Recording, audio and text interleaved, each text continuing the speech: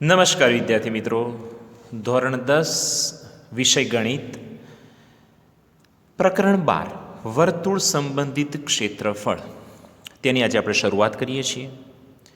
આ પ્રકરણમાં વિદ્યાર્થી મિત્રો સૂત્રો ખૂબ જ મહત્ત્વના છે. તો સૌથી પહેલું કાર્ય આપણે સૂત્રો સમજવાનું કરીએ છીએ, ત્યારબાદ આપણે દાખલાઓની શરૂઆત કરીશું.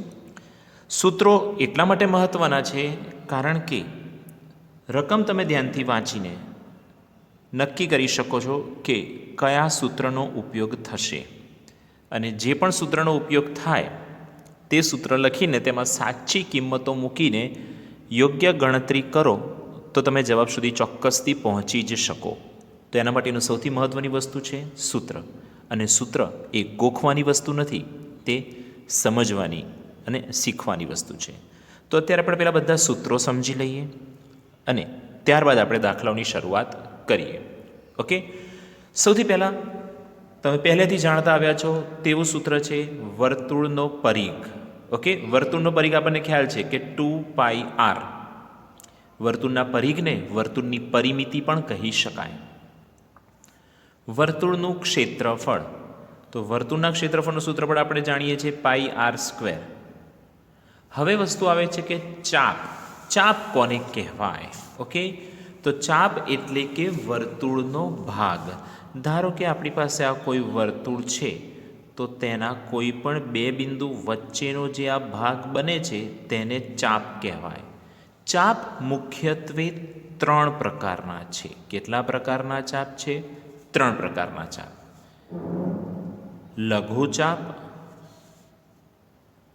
અર્ધવર્તુળ ચાપ તથા ગુરુચાપ. લઘુચાપ, અર્ધવર્તુળ ચાપ તથા ગુરુચાપ. લઘુચાપ કોને કહેવાય? તો કે વર્તુળના બે બિંદુઓ વચ્ચેનો જે ભાગ છે, નાનો ભાગ છે, એટલે કે જે ભાગમાં આ કેન્દ્રનો સમાવેશ થતો નથી તેવા ભાગને લઘુચાપ કહે છે. જેમ કે અહીંયા આગળ કોઈ બે બિંદુ એ અને બી હોય અને અહીંયા આગળ કોઈ વચ્ચે બિંદુ સી હોય, તો આ એસીબી ભાગ જે છે તેને વર્તુળનો લઘુચાપ કહેવાય. જો અહીંયા કોઈ બિંદુ ડી આવેલું હોય તો આ એડીબી ભાગ જે છે તેને વર્તુળનો ગુરુચાપ કહેવાશે. શું કહેવાશે? ગુરુચાપ. તો બાકી શું રહ્યું? અર્ધવર્તુળ ચાપ. અર્ધવર્તુળ ચાપ કોને કહેવાય? તો કે કોઈ પણ વર્તુળ હોય તેના ઉપર આ વર્તુળનો જે ભાગ બને એ ભાગના જે અંત્ય બિંદુઓ હોય તે વ્યાસના બિંદુઓ હોય. કોના બિંદુઓ હોય? વ્યાસના બિંદુઓ હોય. તો બંને તરફ જે ભાગ રચાય છે તેને અર્ધવર્તુળ ચાપ કહેવાય. આ ત્રણેય વસ્તુ સમજ્યા આપણે: લઘુચાપ, ગુરુચાપ અને અર્ધવર્તુળ ચાપ. પરંતુ તેના સૂત્ર માટે વાત કરીએ તો લઘુચાપ માટેનું સૂત્ર, તો લઘુચાપ, ધારો કે લઘુચાપે કેન્દ્ર આગળ આંતરેલો ખૂણો થીટા હોય, તો લઘુચાપની લંબાઈ શોધવા માટેનું સૂત્ર, લઘુચાપની લંબાઈ શોધવા માટેનું સૂત્ર તે છે πr(θ)/180, જ્યાં થીટા એટલે કે કેન્દ્ર આગળ રચાતો ખૂણો. ઓકે, તો લઘુચાપની લંબાઈ શોધવા માટેનું સૂત્ર થયું πr(θ)/180. લઘુચાપ પછી તરત આપણે જોઈએ છીએ ગુરુચાપની લંબાઈ, કારણ કે લઘુચાપની લંબાઈ ઉપરથી જ આપણને ગુરુચાપની લંબાઈ મળે. હમણાં જ આપણે આકૃતિમાં જોયું કે આટલા ભાગને આપણે લઘુચાપ કીધો અને બાકીનો ભાગ છે તે ગુરુચાપ છે. પણ આ બંને ભેગું થાય તો આખો એ વર્તુળનું શું કહેવાશે? તો તરત તમે કહેશો કે આખો ભાગ જે છે તે વર્તુળનો પરિઘ કહેવાશે. એટલે કે ગુરુચાપની લંબાઈ, તો કે આખા પરિઘમાંથી જો આ લઘુચાપ દૂર થઈ જાય તો આપણને ગુરુચાપ મળી જશે. એનો મતલબ કે ગુરુચાપની લંબાઈ બરાબર વર્તુળનો પરિઘ માઇનસ લઘુચાપની લંબાઈ. ઓકે, વર્તુળના પરિઘનું સૂત્ર આપણે હમણાં જ શીખ્યા 2πr માઇનસ લઘુચાપની લંબાઈ એટલે કે πr(θ)/180. આનું હજી પણ સરળ રૂપ આપવું હોય તો બંનેમાંથી πr સામાન્ય, તો અંદર વધશે 2 - θ/180. હજી એનું સરળ રૂપ આપીએ તો πr(180) જો લસા લઈ લઈએ તો 180 × 2 એટલે કે 360 - θ. તો ગુરુચાપની લંબાઈ માટેનું સૂત્ર પાઈ કૌંસમાં 360 - થીટા અપોન 180 સૂત્ર બન્યું કહેવાય. આમ તો આ સૂત્ર વ્યવહારમાં આપણે ઉપયોગમાં વધારે લઈશું, પરંતુ VSQમાં MCQની અંદર ગુરુચાપની લંબાઈ શોધવા માટેનું સૂત્ર પૂછે અને એના 4 ઓપ્શનમાં એક ઓપ્શન જો સાદરૂપ આપ્યા પછીનું એટલે કે સામાન્ય લીધા પછીનું આવું કોઈ ઓપ્શન હોય તો ત્યારે તમે એનો જવાબ સાચો આપી શકો. તે માટે મેં તમને આ સૂત્ર પણ સમજાવી દીધું. ઓકે, જનરલી આપણે દાખલો ગણતી વખતે તો આનો જ ઉપયોગ વધારે પડતો કરીશું, કારણ કે આપણે આ લઘુચાપ શોધેલું હશે તો ત્યાં માત્ર આપણે મૂલ્ય જ મૂકવાનું આવશે, પણ VSQ માટે આ સૂત્ર જરૂરી છે તો એને આપણે ખાસ ધ્યાનમાં રાખીશું. આ વાત થઈ ગુરુચાપની લંબાઈ વિશેની. હજી બાકી હતું આપણે અર્ધવર્તુળ ચાપ. ઓકે, અર્ધવર્તુળ ચાપ. તો અર્ધવર્તુળ ચાપ એટલે શું કહેવાય? તો કે અર્ધપરિઘ. શું કહેવાય? અર્ધપરિઘ. આખો પરિઘ એટલે 2πr, એનું અડધું કરો, એનો મતલબ કે 2 વડે ભાગાકાર કરો, તો 2 કેન્સલ, તો શું વધશે? માત્ર ને માત્ર πr. તો અર્ધપરિઘની લંબાઈ શોધવા માટેનું સૂત્ર થઈ જશે πr. તો આ ચાપનો વિભાગ પૂરો થયો. ચાપ પછી હવે આવે છે વૃતાંશ. ઓકે, તો વૃતાંશ વિભાગ. વૃતાંશ, સૌથી પહેલો પ્રશ્ન, વૃતાંશ રચાય કેવી રીતે? તો ધારો કે આપણી પાસે આ કોઈ વર્તુળ હોય તો એનું કેન્દ્ર છે આ મેં શું દોર્યું? તો તરત તમને ખ્યાલ આવી જશે કે આ ત્રિજ્યા છે, અને આ પણ શું દોર્યું છે? ત્રિજ્યા. તો કેન્દ્ર O A B, અને અહીંયા કોઈ બિંદુ C હોય તો હવે જેટલા ભાગની અંદર હું લાઇનિંગ કરી રહ્યો છું તેટલા ભાગને લઘુ વૃતાંશ કહેવાય. સૌથી પહેલાં મેં તમને વૃતાંશ કીધું, તો વૃતાંશ કોના દ્વારા રચાય? તો કે ત્રિજ્યાઓ તથા ચાપના યોગથી રચાય. વર્તુળની ત્રિજ્યા તથા ચાપના યોગથી જે પણ પ્રદેશ રચાય તેને વૃતાંશ વિભાગ કહેવાય. ઓકે, હવે આ વૃતાંશ વિભાગ જે છે એના 2 ભાગ આપણે જોઈશું, લઘુ વૃતાંશ અને ગુરુ વૃતાંશ. ઓકે, તો લઘુ વૃતાંશ કોને કહીશું આપણે? તો લઘુ વૃતાંશ અહીંયા આગળ આકૃતિમાં આપણી પાસે OACB જે છે તે લઘુ વૃતાંશ છે. OACB ભાગ જે છે તે લઘુ વૃતાંશ છે, કારણ કે તે ત્રિજ્યા OA, ત્રિજ્યા OB તથા લઘુ ચાપ ACBના યોગથી રચાય છે. તો હવે લઘુ વૃતાંશનું ક્ષેત્રફળ શોધવાનું સૂત્ર શું થશે? તો જો લઘુ વૃતાંશે કેન્દ્ર આગળ આંતરેલો ખૂણો થીટા હોય તો લઘુ વૃતાંશનું ક્ષેત્રફળ શોધવા માટેનું સૂત્ર πr² થીટા છેદમાં 360°. આ સૂત્ર જ્યારે થીટાનો ઉલ્લેખ થાય એટલે કે થીટાનો ઉપયોગ થઈ શકે ત્યારે πr² થીટા છેદમાં 360 સૂત્ર લઈશું. અને બીજું એનું એક સૂત્ર છે 1/2Lr, જ્યારે થીટાનો ઉલ્લેખ ન થાય અથવા તો ઉલ્લેખ ન થાય ત્યારે આપણે 1/2Lr સૂત્રનો ઉપયોગ કરીશું. 1/2Lrમાં L જે છે તે વૃતાંશની ચાપ દર્શાવે છે. શું દર્શાવે છે? ચાપ દર્શાવે છે. ઓકે, તો આ વાત થઈ લઘુ વૃતાંશ વિશેની. ત્યારબાદ આવે છે ગુરુ વૃતાંશ. ગુરુ વૃતાંશ કોને કહેવાય? તો આ જ આકૃતિની અંદર અગર અહીંયા આપણી પાસે D હોય તો એના માટે ગુરુ વૃતાંશ કેવી રીતે રચાશે? તો ગુરુ વૃતાંશનું નામ થઈ જશે OADB.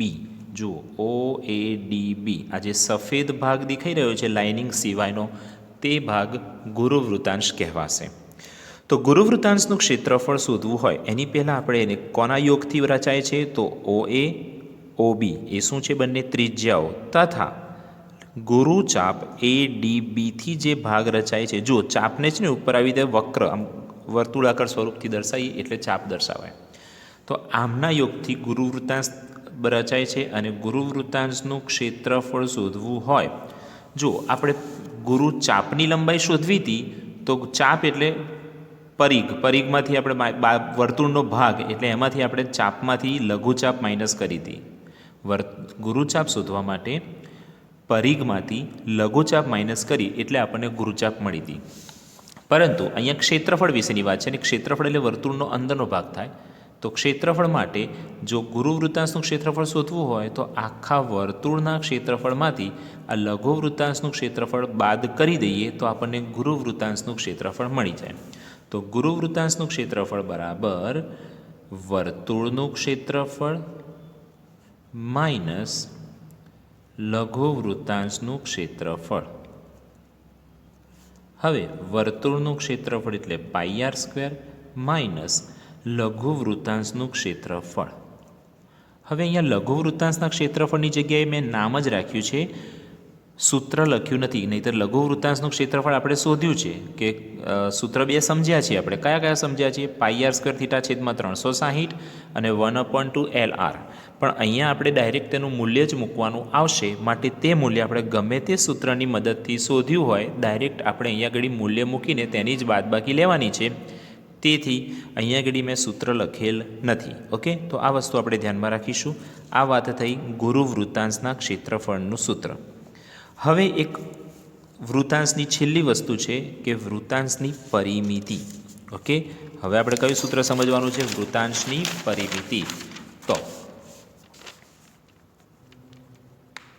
વૃત્તાંશની પરિમિતિ, વૃત્તાંશ આકાર હમણાં જ આપણે જોયો. વૃત્તાંશનો આકાર કંઈક આ પ્રકારે હોય છે, જેમાં આ ભાગને આપણે ત્રિજ્યા કહીએ છીએ, આ ભાગને પણ ત્રિજ્યા કહીએ છીએ, પણ આ ભાગ ચાપ એટલે કે L છે. તો વૃત્તાંશની પરિમિતિ એટલે કે કોઈ પણ વૃત્તાંશ હોય, ચોરસ હોય, લંબચોરસ હોય, કોઈ પણ આકાર હોય તેની પરિમિતિ, એનો મતલબ કે તેની બાજુઓનો સરવાળો. તો આની બાજુઓ કઈ કઈ થશે? તો કે R વત્તા R વત્તા L એટલે કે R વત્તા R એટલે કે 2R પ્લસ L. આને વૃત્તાંશની પરિમિતિ કહેવાય. ઓકે, તો વૃત્તાંશની પરિમિતિ માટેનું સૂત્ર પણ આપણે યાદ રાખીશું. હવે આવે છે વસ્તુ વૃત્તખંડ. ઓકે, તો વૃત્તખંડ કેવી રીતે રચાય? તો વૃત્તખંડ, ધારો કે આપણી પાસે વર્તુળ હોય, આ તેની શું થઈ જશે? તો તરત તમે કહેશો કે જીવા, AB વર્તુળની જીવા હોય અને ACB ચાપ હોય તો તેના યોગથી જે પણ ભાગ રચાય છે તેને લઘુ વૃત્તખંડ કહીશું. સૌથી પહેલાં વૃત્તખંડ કેવી રીતે રચાય? તો કે જીવા તથા ચાપના યોગથી. આ વસ્તુ ખાસ ધ્યાન રાખજો હો, કારણ કે આ બધી વસ્તુઓ જે છે તે VSQમાં, MCQમાં અથવા તો ખરા ખોટામાં પૂછી શકાય, એટલે આ ખાસ ધ્યાન રાખવાનું. હવે આવે છે લઘુ વૃત્તખંડ. લઘુ વૃત્તખંડનું ક્ષેત્રફળ. હવે આ કેન્દ્ર આપણી પાસે O, તો આ ત્રિજ્યા થઈ ગઈ અને આ પણ ત્રિજ્યા થઈ ગઈ. અહીંયા આપણે જોઈશું ને તો OACB તે લઘુ વૃત્તાંશ છે, તેમાંથી આ OAB વાળો ભાગ જતો રહેશે તો આપણને શું દેખાશે? લઘુ વૃત્તખંડ. તો લઘુ વૃત્તખંડનું ક્ષેત્રફળ એટલે લઘુ વૃત્તાંશનું ક્ષેત્રફળ માઇનસ ત્રિકોણ AOBનું ક્ષેત્રફળ. લઘુ વૃત્તાંશનું ક્ષેત્રફળ આપણે ગમે તે રીતે મેળવ્યું હોય તેમાંથી ત્રિકોણનું ક્ષેત્રફળ માઇનસ કરીશું એટલે આપણને લઘુ વૃત્તખંડનું ક્ષેત્રફળ મળી જશે. ત્યારબાદ આવે છે ગુરુવૃત્તખંડનું ક્ષેત્રફળ. ગુરુવૃત્તખંડનું ક્ષેત્રફળ શોધવા માટેના પણ બે સૂત્રો છે. પહેલું સૂત્ર કે આખા વર્તુળના ક્ષેત્રફળમાંથી લઘુ વૃત્તખંડનું ક્ષેત્રફળ માઇનસ કરી દેવાનું. આખા વર્તુળમાંથી આ લઘુ વૃત્તખંડ માઇનસ કરી દઈએ તો ગુરુવૃત્તખંડ મળી જાય. અહીંયા આગળ બિંદુ D હોય તો આ જે લાઇનિંગ કરેલો ભાગ છે તેના સિવાયનો ભાગ જે રહેશે, જો હું પેન મૂકી દઉં ને એના સિવાયનો જે ભાગ તમને દેખાય છે ને તેને આપણે ગુરુવૃત્તખંડ કહીશું. તો ગુરુવૃત્તખંડ એટલે આખા વર્તુળમાંથી આ લઘુ વૃત્તખંડ જતું રહેશે એટલે આપણને ગુરુવૃત્તખંડ મળી જશે. પરંતુ એનું બીજું પણ એક સૂત્ર છે અને તે છે, તે હું તમને આકૃતિ દોરીને સમજાવું. તો આટલો જે ભાગ છે એ તમે જોઈને તરત કહેશો કે આ તો ગુરુવૃત્તાંશ છે. હવે આ ગુરુવૃત્તાંશની અંદર આ બાજુને જોડી દઈએ તો આ ત્રિકોણવાળો ભાગ આ ગુરુવૃત્તાંશની અંદર જો ઉમેરાઈ જાય તો એ ગુરુવૃત્તખંડ બની જશે.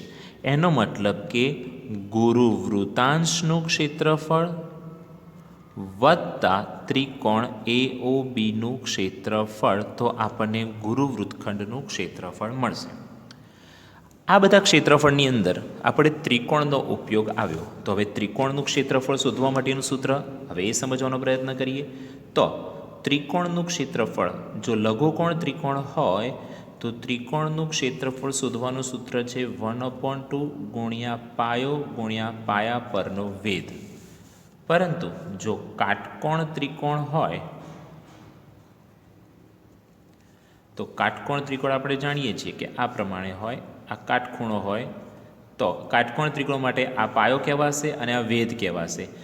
એટલે કે બીજી રીતે કહેવું હોય તો કે 1/2 ગુણ્યા કાટખૂણો સમાવતી બાજુઓનો ગુણાકાર. આ રીતે પણ આપણે કાટકોણ ત્રિકોણનું ક્ષેત્રફળ શોધી શકીએ કે લઈ શકીએ. કાટકોણ ત્રિકોણ પછી આવે છે સમબાજુ ત્રિકોણ અથવા તો સમભુજ ત્રિકોણ. એવો ત્રિકોણ કે જેની બધી જ બાજુઓની લંબાઈ સમાન હોય. તો સમબાજુ ત્રિકોણના ક્ષેત્રફળ માટેનું સૂત્ર છે √3/4 બાજુનો વર્ગ. આ જે છે તે સમબાજુના ત્રિકોણનું ક્ષેત્રફળનું સૂત્ર થયું કહેવાય.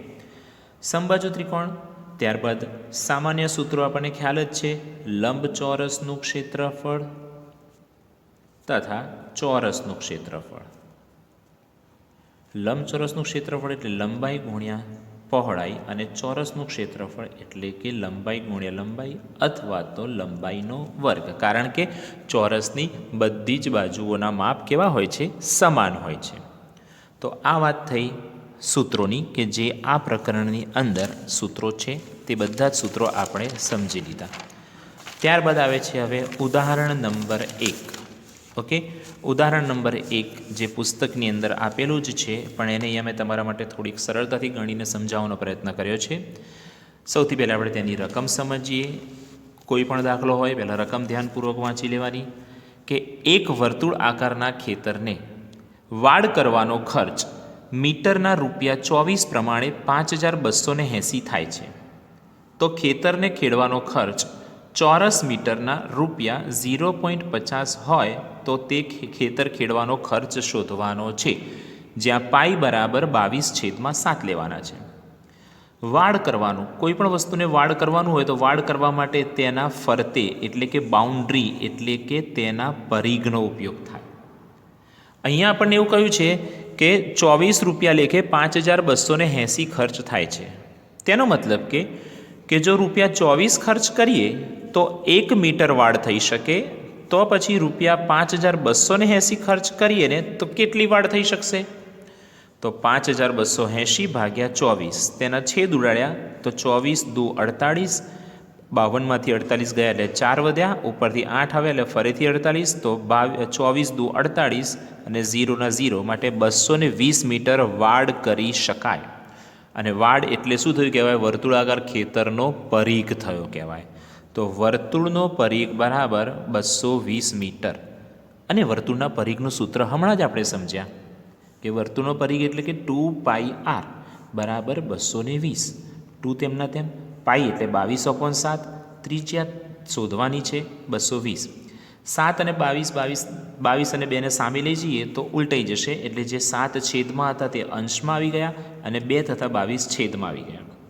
હવે 22 વડે છેદ ઉડાડે તો 22 દાન 220, 2 પંચા 10 અને 5 સીતા 35 મીટર. માટે તે જે ખેતર છે તેની ત્રિજ્યા આપણને 35 મીટર મળી ગઈ. આપણે તે ખેતરને ખેડવાનો ખર્ચ શોધવાનો છે. એનો મતલબ કે આપણે ખેતરનું ક્ષેત્રફળ શોધવું પડે. અને ખેતર વર્તુળાકાર છે માટે ખેતરનું ક્ષેત્રફળ માટે વર્તુળનું ક્ષેત્રફળ πr², જેમાં પાઈની કિંમત 22/7 ગુણ્યા ત્રિજ્યાની જગ્યાએ હવે આપણે મૂકીશું 35 ગુણ્યા 35, 7 પંચા 35, 22 ગુણ્યા 5 110 અને 35 ગુણ્યા 110 કરીશું તો 3850 મીટર સ્ક્વેર. 1 મીટર સ્ક્વેર ખેડવાનો ખર્ચ ₹0.50 માટે 3850 મીટર સ્ક્વેર ખેડવાનો ખર્ચ કેટલો? તો 3850 ગુણ્યા 0.50, પરંતુ તેનો પોઈન્ટ દૂર કરીશું તો છેદમાં આપણે 100 લખવા પડે. 100 લખ્યા બાદ એક શૂન્ય કેન્સલ, બીજું શૂન્ય અહીંયા કેન્સલ. 385 ગુણ્યા 5 તો પાયો 25, વધી પડી 2, 5 ઈઠા 40 ને 2 42, વધી પડી 4, 5 તરી 15 ને 4 19, માટે 1925 એ ખેતર ખેડવાનો ખર્ચ મળ્યો કહેવાય. ઓકે, હવે આપણે જોઈએ સ્વાધ્યાય 12.1. ઓકે, સ્વાધ્યાય 12.1નો પહેલો પ્રશ્ન, પહેલો દાખલો કંઈક આપણને કહે છે કે એક બે વર્તુળની ત્રિજ્યા 19 સેન્ટીમીટર અને 9 સેન્ટીમીટર છે. જે વર્તુળનો પરિઘ આ બે વર્તુળના પરિઘના સરવાળા જેટલો હોય તે વર્તુળની ત્રિજ્યા શોધવાની છે. આપણને શું આપેલું છે? બે વર્તુળની ત્રિજ્યા આપેલી છે અને આ બે વર્તુળના પરિઘનો સરવાળો બીજા એક વર્તુળ જેટલો થાય, વર્તુળના પરિઘ જેટલો થાય છે. તો જે નવું વર્તુળ કીધું છે ને તેની આપણે ત્રિજ્યા શોધવાની છે. પહેલાં ધારો કે વર્તુળની ત્રિજ્યાઓ R1 બરાબર 19 સેન્ટીમીટર તથા R2 બરાબર 9 સેન્ટીમીટર છે. જે બે વર્તુળની ત્રિજ્યા આપી છે તે બંનેને R1 અને R2 તરીકે આપણે ધારી લીધા. ઓકે, તથા નવા વર્તુળની ત્રિજ્યા તેને આપણે માત્ર R સેન્ટીમીટર છે તેમ કહી દઈશું. ઓકે, હવે પરિઘોનો સરવાળો, તો નવા વર્તુળનો પરિઘ બરાબર એક વર્તુળનો પરિઘ વત્તા બીજા વર્તુળનો પરિઘ. ચલો, એક વર્તુળનો પરિઘ એટલે 2πr1, બીજા વર્તુળનો પરિઘ એટલે કે 2πr2. R1 અને R2 બંને ત્રિજ્યાને અલગ પાડવા માટે, અને નવા વર્તુળ જે બનવાનું છે કે જે બને છે તેનો પરિઘ 2πr, કારણ કે એની ત્રિજ્યા આપણે R ધારી છે. અહીંયાથી બંનેમાંથી 2πને આપણે સામાન્ય લઈ લઈએ તો અંદર વધશે R1 વત્તા R2, અને અહીંયા આપણી પાસે છે 2πr. બંને તરફથી 2π કેન્સલ, તો R બરાબર R1, અને R1 બરાબર કેટલા હતા આપણી પાસે? 19. R2 બરાબર 9. 19 વત્તા 9 એટલે કે 28 સેન્ટીમીટર. માટે નવા વર્તુળની ત્રિજ્યા 28 સેન્ટીમીટર હોય. તેવો જ કંઈક બીજો દાખલો છે. તેમાં એમ કીધું છે બે વર્તુળની ત્રિજ્યા 8 સેમી અને 6 સેમી છે. જે વર્તુળનું ક્ષેત્રફળ આ બે વર્તુળના ક્ષેત્રફળના સરવાળા જેટલું હોય તે વર્તુળની ત્રિજ્યા શોધો. આમાં પરિઘનો સરવાળો કીધો હતો, આમાં ક્ષેત્રફળનો સરવાળો કીધું છે. તો હવે તે શોધવાનો પ્રયત્ન કરીએ. તો ધારો કે બે વર્તુળની ત્રિજ્યાઓ R1 બરાબર 8 સેમી અને R2 બરાબર 6 સેમી છે. નવા વર્તુળની ત્રિજ્યા R સેમી છે. બે વર્તુળના ક્ષેત્રફળના સરવાળા જેટલું ક્ષેત્રફળ નવા વર્તુળનું છે. માટે નવા વર્તુળનું ક્ષેત્રફળ એટલે કે πr² બરાબર πr1² વત્તા πr2². કારણ કે અહીંયા વર્તુળના ક્ષેત્રફળની વાત છે અને વર્તુળના ક્ષેત્રફળનું સૂત્ર છે πr². ચલો, પાઈ કોમન, તો અંદર વધશે R1² પ્લસ R2², અને અહીંયા આપણી પાસે πr² તો હતા જ. બંને તરફથી પાઈ કેન્સલ, તો R² બરાબર R1. તો R1 બરાબર આપણી પાસે શું હતા? 8 સેન્ટીમીટર, એટલે અહીંયા આવશે 8નો વર્ગ. R2 બરાબર કેટલા હતા? 6, એટલે 6નો વર્ગ. ચલો, 8નો વર્ગ 64, 6નો વર્ગ 36, એટલે કે 100. આ શું મળ્યું આપણને? R² બરાબર 100. માટે R² બરાબર 100 એટલે કોનો વર્ગ કહેવાય? 10નો વર્ગ કહેવાય. વર્ગમૂળ લઈ લઈશું એટલે કે બંને બાજુથી વર્ગ હટાવીશું તો R બરાબર 10. માટે વર્તુળની ત્રિજ્યા 10 સેન્ટીમીટર હોય. ઓકે, તો આ રીતે આપણે પહેલાં બે દાખલાઓ પૂર્ણ કર્યા. તો આ બે દાખલા આપણે પૂર્ણ કર્યા. તો આજના તાસમાં આપણે અહીંયા સુધી રાખીએ છીએ. આવતી વખતે સ્વાધ્યાય 12.1ના આગળના દાખલા તરફ આગળ વધીશું, પણ ત્યાં સુધી તમારે મેં જેટલા પણ સૂત્ર સમજાવ્યા છે તે સૂત્રોને 3 વખત લખીને તૈયાર કરવાના છે અને આ દાખલાઓ ગણીને રાખવાના છે. તો હવે મળીએ છીએ વિદ્યાર્થી મિત્રો આવતા તાસમાં. ત્યાં સુધી આની બરાબર પ્રેક્ટિસ કરજો. ઓકે.